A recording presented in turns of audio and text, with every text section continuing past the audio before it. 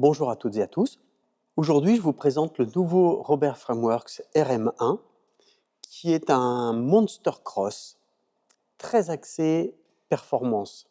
Je vais vous expliquer tous les détails.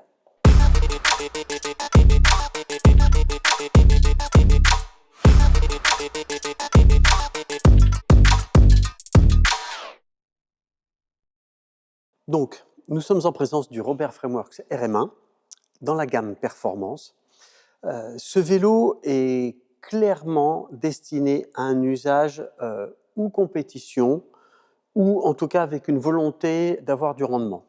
On a cherché à avoir un vélo avec une intégration maximum, donc qui est extrêmement lisse, c'est-à-dire qu'on va retrouver par exemple la colonne de direction avec les soudures polies, la boîte de pédalier hydroformée, les pattes arrière qui sont imprimées 3D. Tout est en intégration totale. Donc ce vélo est compatible avec une transmission Boost, puisqu'il a une configuration qui est une base de VTT. La géométrie, comme vous le voyez, est très agressive. On a un slooping très prononcé, un angle de direction très ouvert, un angle de selle relativement relevé. Donc c'est un vélo qui provoque une belle antéversion du bassin, donc un basculement du bassin en avant. Je l'ai voulu extrêmement compact, en tout cas dans la hauteur. C'est un vélo qui est plutôt long, mais qui est très bas, qui se devait d'être ultra stable, tout en gardant de la maniabilité. Donc, on peut installer des pneus jusqu'en 29 par 2,4. Donc, ça laisse déjà de quoi voir venir.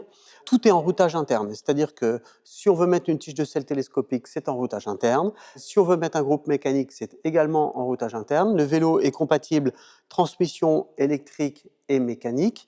Et puis, vous avez au niveau du cadre, en tout cas, une finition micro-billet avec une anodisation électrochimique, donc avec tous les détails d'anodisation qui apparaissent. Là, en l'occurrence, c'est une couleur un petit peu bronze or, à chaud. La boîte de pédalier est au standard T47. Vous avez, comme tous les Robert Frameworks, une trappe de visite par en dessous. Donc, tout est guidé. Donc, il y a vraiment des emplacements pour passer les durites et les gaines. Donc, vous fermez la trappe quand vous avez fait vos passages ou l'entretien régulier.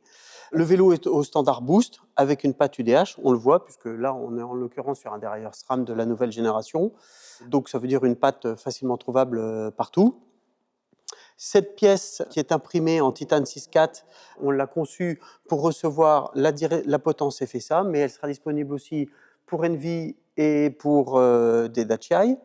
Et donc, on est toujours sur notre manchon, en tout cas la douille de direction est hydroformée en titane 6,4, la boîte de pédalier est hydroformée en titane 6,4, et donc seules les coquilles sont imprimées en titane 6,4, avec ce petit cache. Nous avons 3 porte-bidons, et puis le support top tube pour mettre la box que l'on veut sur le tube supérieur.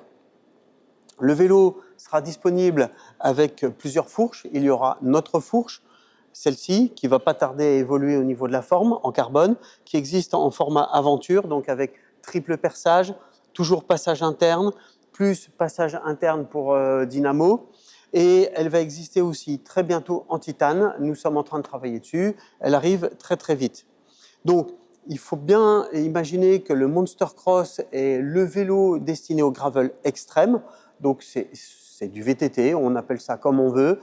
C'est un vélo tout-terrain, donc son terrain de jeu n'est pas la route. Il ne faut pas envisager de faire de longues distances sur route. On peut faire des liaisons, mais c'est un vélo tout-terrain. C'est le vélo qu'on utilise beaucoup, nous, comme gravel. On ne fait plus de gravel dans les Vosges, on fait du Monster Cross. Donc, c'est ce type de vélo-là qu'on utilise. Ça permet de s'affranchir de toutes les difficultés. La transmission est ultra polyvalente. On peut changer la taille du plateau pour adapter, mais ça reste ce type de vélo-là. Donc, on passe partout, on a des gros pneus, on joue sur les hauteurs de crampons pour avoir du rendement ou de l'accroche selon ce qu'on veut, mais ça reste un vélo extrêmement polyvalent. Et on a l'intérêt du guidon gravel qui fait que quand on fait des longues distances, on a cette multiplicité de positions par rapport au guidon droit. Donc, ce vélo est vraiment destiné à un usage sportif. Si vous aimez vous faire plaisir, envoyer un petit peu dans les chemins, sur des pistes larges ou même dans des singles, retrouver un peu l'esprit du VTT de l'époque avec un vélo simple, extrêmement léger, puisque là on est à moins de 9 kg, on est à 8,6 kg, donc on est sur un vélo qui est quand même très très axé rendement. Là, vous allez avoir un vélo qui va être hyper joueur. C'est un petit peu le retour au début du VTT, mais c'est un vélo incroyablement amusant et polyvalent en tout terrain. Je vous présente un autre vélo très bientôt. Merci à toutes et à tous.